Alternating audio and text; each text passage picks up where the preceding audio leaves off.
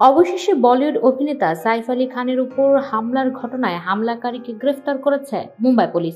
রোববার ভোরে তাকে অভিনেতার বাড়ির ৩৫ কিলোমিটার দূর থেকে আটক করা হয়। পুলিশ জানিয়েছে, ধরা পড়ার ভয়ে মোহাম্মদ সাজ্জাদ নিজের নাম পরিবর্তন করেছিলেন। সকলকে বিজয় দাস হিসেবে পরিচয় দিচ্ছিলেন তিনি, তবুও শেষ রক্ষা হয়নি। অভিযানের শেষে মুম্বাই পুলিশের এক কর্মকর্তা সংবাদ মাধ্যমকে জানিয়েছেন, ঠানে এলাকা থেকে ওই ব্যক্তিকে ঘুমন্ত অবস্থায় পাওয়া যায়। ঝোপ জঙ্গলের মধ্যে জড়ো করা শুকনো ঘাসের মধ্যে শুয়েছিলেন তিনি। সেখান থেকেই তাকে গ্রেফতার করা হয়েছে। পুলিশের দাবি, ওই যুবকের কাছ থেকে কাস্তে জাতীয় ধারালো অস্ত্র এবং একটি তোয়ালে পাওয়া গেছে।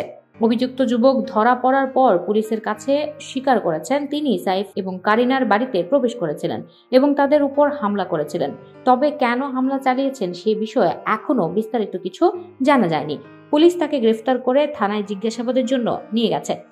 প্রসঙ্গত, বৃহস্পতিবার ভোরে সাইফের বান্দ্রার বাড়িতে হামলা হয়। অভিনেতাকে ছুরি দিয়ে ৬ বার কোপানো হয়। গুরুতর অবস্থায় হাসপাতালে ছুটে যান সাইফ আলী খান। হাসপাতালে তার অস্ত্রোপচার সফলভাবে সম্পন্ন হয়েছে। বর্তমানে তিনি সুস্থ রয়েছেন। সাইফ আলী খানের উপর হামলার ঘটনায় সরগরম বি টাউন।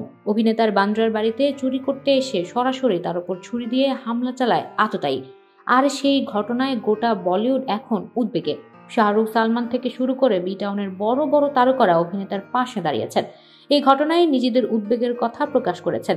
তারই মাঝে অভিনেত্রী উর্বশী রাউতেলা অসংবেদনশীল মন্তব্য করে কঠোর সমালোচনার মুখে পড়েছেন, যে ঘটনায় চাপের মুখে পড়ে ক্ষমা চাইতে বাধ্য হয়েছেন। সম্প্রতি উর্বশী এক সাক্ষাৎকারে তার ডাকু মহারাজ ছবির বক্স অফিস কালেকশন নিয়ে কথা বলার সময় সাইফকে নিয়ে প্রশ্নের মুখে পড়েন, যেখানে তিনি অভিনেতার উপর হামলার ঘটনা এড়িয়ে নিজের হাতের হিরে খচিত ঘড়ি দেখাতে বেশি ব্যস্ত হয়ে পড়েন। এরপরেই নায়িকার উপর চটে যান নেটিজনরা। এবার এই ঘটনায় পতদি নবাব সাইফ আলী খানের কাছে ক্ষমা চেয়ে নিলেন উর্বশী। অভিনেত্রী বলেন, তিনি আসলে ঘটনার গুরুত্ব ঠিক বুঝে উঠতে পারেননি। অভিনেত্রী সোশ্যাল মিডিয়ায় লিখেছেন, প্রিয় সাইফ আলী খান স্যার, আশা করি আপনি ভালো আছেন।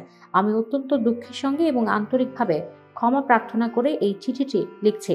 আপনি যে পরিস্থিতির মধ্য দিয়ে যাচ্ছেন তার গুরুত্ব সম্পর্কে আমার কোনো ধারণা ছিল না, তাই আমি বিব্রত বোধ করছি। আসলে আমি নিজের ছবি ডাকু মহারাজ নিয়ে তৈরি হওয়া উত্তেজনায় আর আমার পাওয়া উপহারের মধ্যে ডুবেছিলাম, তাই আপনি ঠিক কী পরিস্থিতির মধ্য দিয়ে যাচ্ছেন তা বুঝে উঠতে পারিনি। You are watching Raj TV, Jagorone, Bangladesh. Please subscribe our channel.